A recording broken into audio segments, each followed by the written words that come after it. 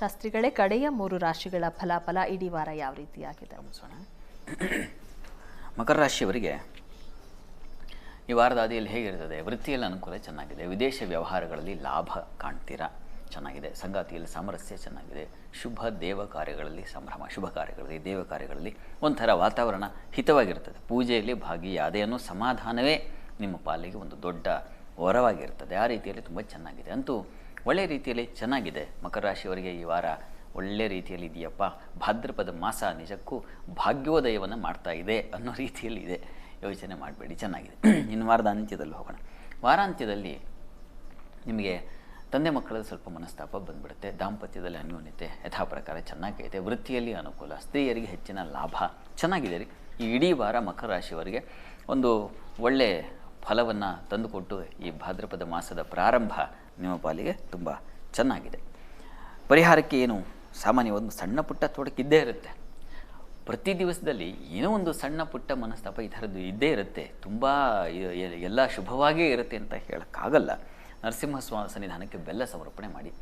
ಇದರಿಂದ ನಿಮಗೆ ತುಂಬ ಸಿಹಿಯಾಗುತ್ತೆ. ಇರತಕ್ಕಂಥ ಒಂದು ಸಣ್ಣ ಪುಟ್ಟದ್ದನ್ನು ತಾಳ್ಕೊಳ್ಳೋ ಶಕ್ತಿ ಬರುತ್ತೆ. ಅಷ್ಟೇ ಆಗೋದು, ತಾಳಿಕೊಳ್ಳೋ ಶಕ್ತಿ ಬರುತ್ತೆ, ಬುದ್ಧಿ ಬಲವಾಗುತ್ತೆ. ಆರಾಧನೆಗಳಿಂದ ಇಷ್ಟೇ ಆಗ್ತಕ್ಕಂಥದ್ದು. ಇನ್ನು ಕುಂಭರಾಶಿಗೋಣ. ಕುಂಭರಾಶಿಯವರಿಗೆ ವೃತ್ತಿಯಲ್ಲಿ ಕಿರಿಕಿರಿ ವಿಘ್ನಗಳು ಸೂಚಿಸ್ತಾ ಇದೆ. ಹುಷಾರು. ದಾಂಪತ್ಯದಲ್ಲಿ ಮನಸ್ತಾಪ ಇದೆ. ಸ್ತ್ರೀಯರಿಗೆ ಕಷ್ಟ ವ್ಯಥೆ, ಹಿರಿಯರಿಂದ ಸ್ವಲ್ಪ ಮಟ್ಟಿಗೆ ಸಹಕಾರ ಸಿಗುತ್ತೆ. ಅಷ್ಟು ಬಿಟ್ಟರೆ ಸ್ವಲ್ಪ ಮಟ್ಟಿಗೆ ವಾರದ ಅದೇ ನಿಮಗೆ ಸ್ವಲ್ಪ ಕಿರಿಕಿರಿ. ಹಬ್ಬದ ವಾತಾವರಣನೇ ನಿಮಗೆ ಸ್ವಲ್ಪ ಪ್ರೆಷರ್ ಉಂಟು ಮಾಡಿಬಿಡುತ್ತೆ. ಇತ್ತ ಆಫೀಸಾ, ಇತ್ತ ಮನೇನ, ಎಲ್ಲೂ ಸಮಯ ಕೊಟ್ಟು ಎಲ್ಲೂ ಒಂದು ಕಡೆ ನಿಲ್ಲಕ್ಕಾಗಲಿಲ್ವಲ್ಲ, ಎಲ್ಲೂ ಒಂದು ನಾನು ಇರಲಿಲ್ಲ, ಆ ಕಡೆ ಅತ್ತ ಇಲ್ಲ ಇತ್ತ ಇಲ್ಲ, ಈ ರೀತಿಯಲ್ಲಿ ದ್ವಂದ್ವ ಆಗಿಬಿಡುತ್ತೆ. ಮನಸ್ಸಿಗೆ ಅದೊಂದು ಬೇಸರವೂ ಉಂಟಾಗುತ್ತೆ. ಆ ರೀತಿಯಲ್ಲಿ ಇದೆ ಕುಂಭರಾಶಿಯವರಿಗೆ. ಆದರೆ ಸಂಗಾತಿಯ ಮಟ್ಟಿಗೆ, ಮನೆಯವರ ಮಟ್ಟಿಗೆ ನಿಮಗೆ ಸ್ವಲ್ಪ ಸಹಕಾರ ಸಪೋರ್ಟ್ ಕೊಡ್ತಾರೆ. ಆಯಿತು ಕೆಲಸ ಮಾಡ್ಕೋ, ಅಥವಾ ಆಯಿತು ಪೂಜೆಯಲ್ಲಿ ನೀನು ಭಾಗಿಯಾಗೋ, ನನ್ನ ಕೈಯಲ್ಲಿ ಈ ಥರದ್ದೇನೋ ಒಂದು ಸಾಮರಸ್ಯದ ಒಂದು ಬದುಕಂತೂ ಅದರಲ್ಲಿ ಇದೆ, ಕಾಣ್ತೀರ. ಕೆಲಸ ಕಾರ್ಯಗಳಲ್ಲಿ ಮಾತ್ರ ಸ್ವಲ್ಪ ತೊಡಕನ್ನು ಅನುಭವಿಸ್ತೀರ. ಇನ್ನು ವಾರದ ಅಂತ್ಯ ಭಾಗ ಗಮನಿಸೋಣ. ವಾರಾಂತ್ಯದಲ್ಲಿ ಸ್ತ್ರೀಯರಿಗೆ ದೈವ ಸಹಕಾರ ಚೆನ್ನಾಗಿದೆ. ದೈವಾನುಕೂಲದಿಂದ ಯಾವುದೋ ಒಂದು ರೀತಿಯಲ್ಲಿ ಅನುಕೂಲ ಆಯಿತು ಅಂತಕ್ಕಂಥ ಒಂದು ಸಮಾಧಾನ ಸಿಗುತ್ತೆ.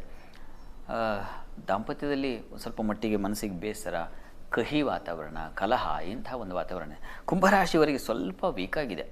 ಹೀಗಾಗಿ ಗಾಬರಿ ಮಾಡ್ಕೋಬೇಡಿ. ಚಂದ್ರ ನಿಮಗೆ ನೋಡಿ, ಶನಿ ಆತ ಈ ಗುರುವಾರದಿಂದ ನಿಮಗೆ ತುಂಬ ಚೆನ್ನಾಗಿ ಅಲ್ಲಿ ಭಾಗ್ಯಸ್ಥಾನಕ್ಕೆ ಬರ್ತಾನೆ ಚಂದ್ರ. ಆಗಿನಿಂದ ನಿಮಗೆ ಒಂದು ಬದುಕು ಸ್ವಲ್ಪ ಚೇತರಿಸ್ಕೊಂಡೆ ಅಂತಕ್ಕಂಥದ್ದು, ಮನಸ್ಸಿಗೆ ಒಂದು ಸಮಾಧಾನ ತಂದುಕೊಳ್ಳೋ ಶಕ್ತಿ ಇವೆಲ್ಲ ಬರ್ತಾ ಹೋಗುತ್ತೆ. ಚಂದ್ರನೊಬ್ಬ ಚೆನ್ನಾಗಿದ್ದರೆ ಮನಸ್ಸಿಗೆ ಒಂದು ಬಲ ಬಂದುಬಿಡುತ್ತೆ. ಅದು ನಿಮಗೆ ಗುರುವಾರ ಹಬ್ಬ ಕಳೆದ ಮೇಲೆ ಬರುತ್ತೆ.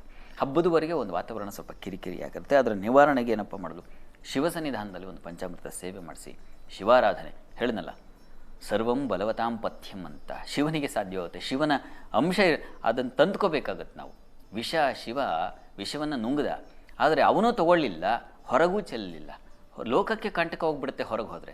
ತಾನು ತಗೊಂಡ್ರೆ ತಾನ ಅಸ್ತಿತ್ವವೇ ಹೊರಟೋಗ್ಬಿಡ್ಬೋದು. ಹೀಗಾಗಿ ಅವನ ಕಂಠದಲ್ಲೇ ಸ್ಥಾಪನೆ ಮಾಡ್ಕೊಂಡ್ಬಿಟ್ಟ. ಈ ರೀತಿಯಲ್ಲಿ ಕೆಲವೊಮ್ಮೆ ಕಹಿಯನ್ನು ನುಂಗ್ಕೋಬೇಕಾಗತ್ತೆ. ಯಾರಿಗೂ ಗೊತ್ತಿಲ್ಲದೆ ನಾವು ಇಟ್ಕೋಬೇಕಾಗತ್ತೆ. ಆ ರೀತಿಯಲ್ಲಿ ಇರ್ತದೆ. ಇನ್ನು ಮೀನರಾಶಿ ಗಮನಿಸೋಣ.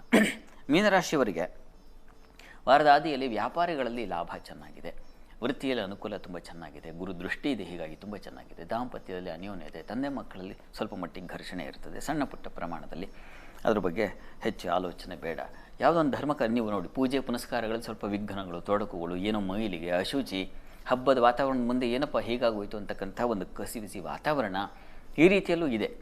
ಆದರೆ ನಿಮಗೆ ಕೆಲಸ ಮಾಡ್ತಕ್ಕಂಥ ಕೆಲಸಗಳಲ್ಲಿ ಏನೂ ತೊಡಕಿಲ್ಲ. ವ್ಯಾಪಾರಿಗಳಿಗಂತೂ ತುಂಬ ಚೆನ್ನಾಗಿದೆ. ಹಾಲು ಹೈನು ವ್ಯಾಪಾರಿಗಳಿಗೆಲ್ಲ ತುಂಬ ಚೆನ್ನಾಗಿದೆ ವಾರದ ಆದಿಯಲ್ಲಿ. ಹಬ್ಬ ನಿಮ್ಮ ಪಾಲಿಗೆ ನಿಜವಾಗಿ ಹಬ್ಬವಾಗಿರ್ತದೆ. ಇನ್ನು ವಾರದ ಅಂತ್ಯ ಗಮನಿಸೋಣ.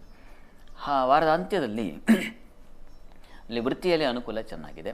ಬಂಧು ಮಿತ್ರರ ಸಹಕಾರ ಒಟ್ಟಿಗೆ ಸೇರಿರ್ತಕ್ಕಂಥದ್ದು. ಕಹಿಯನ್ನು ಮರೀಲಿಕ್ಕೆ ಬಂಧು ಮಿತ್ರರ ಸಹಕಾರ ತುಂಬ ಹಿತ ಅನಿಸುತ್ತೆ. ಎಲ್ಲ ಮರೆತಿದ್ದೀವಿ, ಜೊತೆಗಿದ್ಬಿಟ್ಟಿದ್ದೀನಿ, ಅದು ನಿಮಗೆ ಮನಸ್ಸಿಗೆ ಸಮಾಧಾನ ತಂದು ಕೊಡುತ್ತೆ. ದಾಂಪತ್ಯದಲ್ಲಿ ಸ್ವಲ್ಪ ಮನಸ್ತಾಪ ಇರ್ತದೆ. ಸಾಲ ಶತ್ರುಗಳ ಬಾಧೆ ಕೂಡ ಇದೆ. ಕೊನೆಯಲ್ಲಿ ವಾರದ ಅಂತ್ಯ ವೇಳೆಗೆ ಸ್ವಲ್ಪ ಅಸಮಾಧಾನ, ಕಿಡಿಯ ವಾತಾವರಣ ಇರ್ತದೆ. ಅದನ್ನು ದಾಟಲಿಕ್ಕೆ ಶಿವಸನ್ನಿಧಾನದಲ್ಲಿ ರುದ್ರಾಭಿಷೇಕ ಮಾಡಿಸಿ ತೀರ್ಥ ಸೇವನೆ ಮಾಡಿ. ಇದು ನಿಮಗೆ ಒಂದು ವಿಶೇಷ ಬಲ ಕೊಡುತ್ತೆ.